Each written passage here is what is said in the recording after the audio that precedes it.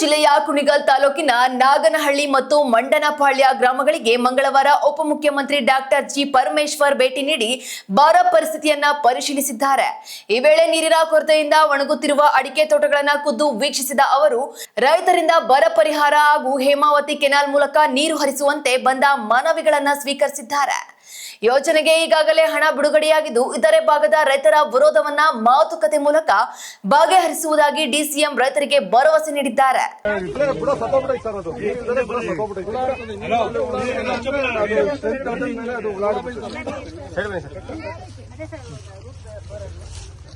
ನೋಡಿ ಅದು ಫ್ರಂಟ್ ಕಾಲ್ಕಂತಿದ್ದಂಗೆ ಹುಳಗಳು ಅದಕ್ಕೆ ಅಟ್ಯಾಕ್ ಮಾಡ್ತಾವೆ ಸರ್. ಅದಕ್ಕೆ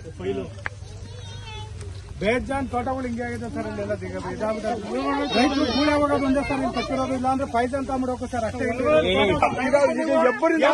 ನೀರು ಐತೆ, ನಮಗೆ ನೀರಿಲ್ಲ.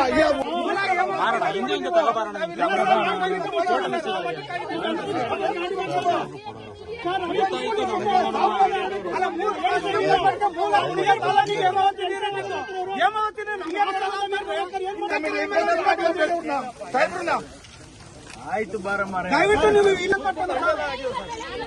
ನಿಮ್ಗೆ ಲಿಂಕನಲ್ಲಿ ಮಾಡ್ತೀವಿ ಅಂತ ನಾವೇನು ಕೇಳಿದಿಲ್ಲ. ನಾವೇ 1,000 ಕೋಟಿ ತೆಗೆದಿಟ್ಟು ಲಿಂಕೇನಲ್ ಮಾಡೋದಕ್ಕೆ ಅಪ್ರೂವಲ್ ಕೊಟ್ಟು ಹಣನೂ ಬಿಡುಗಡೆ ಮಾಡಿದ್ವಿ. 450 ಕೋಟಿ ರೂಪಾಯಿ ಹಣ ಬಿಡುಗಡೆ ಮಾಡಿದ್ವಿ.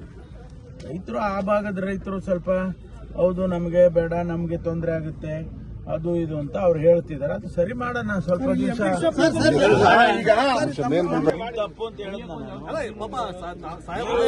1,000 ಕೋಟಿ ಹಣ ಬಿಡುಗಡೆ ಮಾಡಿ